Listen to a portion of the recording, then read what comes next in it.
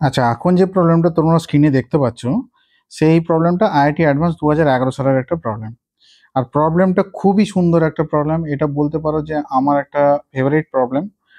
কেন প্রবলেমটার মধ্যে relative velocity খুব ভালো একটা কনসেপ্ট আছে, ঠিক আছে, যেটা থেকে রিলেটিভ ভেলোসিটি কনসেপ্টটাও ক্লিয়ার হবে। তো প্রবলেমটা পড়ে নিই, আগে দেখে নিই যে কি বলতে চাইছে। A train is moving along a straight line with a constant acceleration a boy is standing in the train throws a ball forward with a speed of 10 metre per second at an angle of 60 degree to the horizontal. The boy has to move forward by 1.15 meter inside the train to catch the ball back at the initial height. The acceleration of the train is dash. অ্যাক্সেলারেশনটা বার করতে বলেছে ট্রেনের। তাহলে দেখে নিই যে প্রবলেমটা actually কি বলতে চাইছে। এই একটা ট্রেন, এই ট্রেনের মধ্যে একটা ছেলে দাঁড়িয়ে আছে যে একটা বল ছুঁড়েছে এই অ্যাঙ্গেলে। আচ্ছা, বলটা ছুঁড়েছে কোন অ্যাঙ্গেলে? At a angle of 60 degree to the horizontal, আর 10 মিটার পার সেকেন্ড স্পিডে ছুঁড়েছে। এরপরে বলেছে যে ছেলেটা যখন বলটা এখানে পড়েছে অ্যাট দি ইনিশিয়াল হাইট, মানে সেম লেভেলে এইখানে বলটা ক্যাচ করেছে, ছেলেটা আবার এইখানে দৌড়ে এসছে। এই দৌড়ানোর যে ডিস্টেন্সটা সেটা হচ্ছে 1.15 মিটার। তাহলে এর অ্যাক্সিলারেশন, ট্রেনের অ্যাক্সিলারেশনটা কত সেটা আমাদের ফাইন্ড আউট করতে হবে। তাহলে প্রবলেমটা আমরা সলভ কিভাবে করব? প্রবলেমটা আমাদের সলভ করতে দেখো রিলেটিভ ভেলোসিটির একটা কনসেপ্ট রয়েছে এখানে। প্রথম কথা হচ্ছে যে ছেলেটা যে দৌড়াচ্ছে সামনের দিকে, তার স্পিড এবং ট্রেনের স্পিড এবং বলের স্পিড, এই সমস্তগুলো নিয়ে একটা রিলেটিভ স্পিডের একটা কনসেপ্ট রয়েছে। তো সেটা কিভাবে সলভ করব? প্রথমে আমরা বার করব হচ্ছে প্রজেক্টাইল মোশনের ফর্মুলা দিয়ে টাইম অফ ফ্লাইটটা বার করব ফার্স্টে। এই টাইম অফ ফ্লাইটটা inside the train, time of flight of the ball, time of flight কতটা টাইম লেগেছে বলটা এইখান থেকে এইখানে পজিশনে আসতে, সেটা হচ্ছে 2u সাইন থিটা বাই জি। আগেই বলেছি এটা প্রজেক্টাইল মোশনের একটা ফর্মুলা, যেটা টাইম অফ লাইট। এই ফর্মুলাটা মুখস্থ থাকতে হবে। তাহলে 2 ইন্টু ইউ মানে হচ্ছে ইউ বলেছে 10 মিটার পার সেকেন্ড, তাহলে 10 মিটার পার সেকেন্ড স্পিডে into sine theta, sine of কত 60 ডিগ্রি বাই জি। জি আমরা ধরে নিচ্ছি এখানে 10 মিটার পার সেকেন্ড। তাহলে 10 10 গেল, এখানে 2 ইন্টু সাইন 60 মানে √3/2, তাহলে হচ্ছে √3 সেকেন্ড। তাহলে টাইম অফ লাইট বলটা এখান থেকে এখানে পৌঁছাতে নিয়েছে √3 সেকেন্ড। এবার আমরা টাইমটা পেয়ে গেলাম। টাইমটা পাওয়ার পর আমাদের এরপরে কি করতে হবে? আমরা ট্রেনের স্পিডটা আমরা ধরে নিচ্ছি ইউ, ট্রেনের স্পিড। তাহলে বলটা যে এখান থেকে এখানে যাচ্ছে, তাহলে বলটার distance travel by the ball কত হবে? ডিস্টেন্স ট্রাভেল বাই বল, বলের স্পিডটা এই টাইমটা বার করে নিচ্ছে, ডিস্টেন্স ট্রাভেল বাই বল, বলের ডিস্টেন্সটা কতটা কভার হচ্ছে সেটা হচ্ছে স্পিড ইনটু টাইম। তাহলে বলের স্পিডটা কত? বলের স্পিডটা কি হবে? বলের স্পিডটা হবে speed of the train, speed of train plus speed of বল,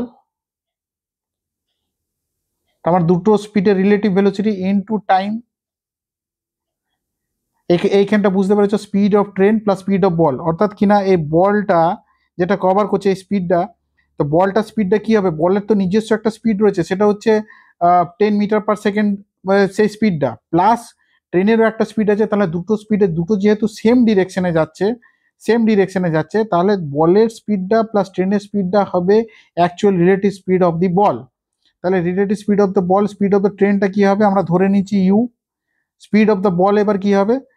10, এই কম্পোনেন্টে এই দিকে, এদিকে অ্যাঙ্গেল করা আছে 10 মিটার পার সেকেন্ড, তাহলে এই দিকে কি হবে?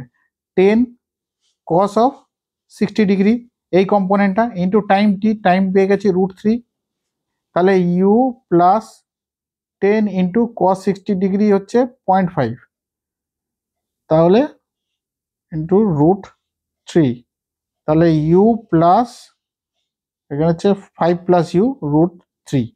এইটা হচ্ছে distance travelled by the ball. এরপরে আমাদের বার করতে হবে এই ছেলেটা, এই ছেলেটা এখান থেকে এইখানে কতটা ডিস্টেন্স কভার করেছে। তাহলে distance travel by the boy, distance travelled by the boy, তাহলে ছেলেটা কতটা ডিস্টেন্স কভার করেছে? ছেলেটা ডিস্টেন্সটা কভার করেছে হচ্ছে ট্রেনটা যতটা ডিস্টেন্স কভার করেছে এই টাইমে প্লাস 1.15 মিটার, মানে অর্থাৎ কিনা 1.5 মিটার তো দৌড়েছেই, ও অতটা ডিস্টেন্স তো গেছেই, সেটা তো পরিষ্কার বলেই দিয়েছে। প্লাস ডিস্টেন্সটা ট্রেনও তো একটা ডিস্টেন্স কভার করেছে ওই √3 টাইমে, ওই টাইম টি সেকেন্ডে ট্রেনও নিশ্চয়ই একটা নিজস্ব ডিস্টেন্স কভার করেছে এইদিকে।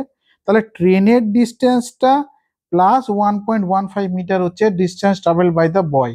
তাহলে ডিস্টেন্স ট্রাভেলড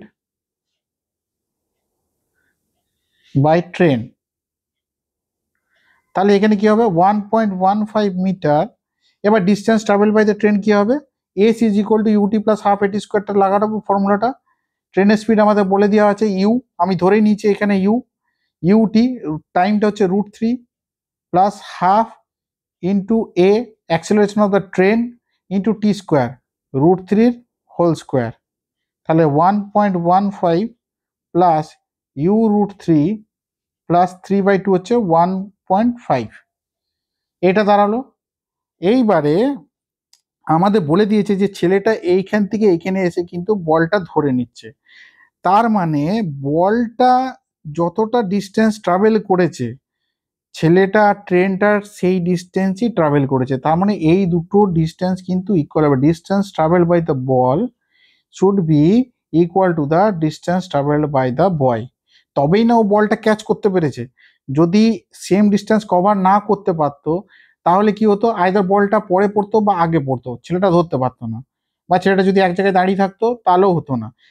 তাহলে কি হতো, এখানে কি হবে, আমরা এই দুটো জিনিস আমরা ইকুয়েট করে দেবো, ইউ প্লাস 5 ইন্টু √3 এই দুটো ইকুয়েট করে দেবো। Distance travelled by the boy should be equal to distance traveled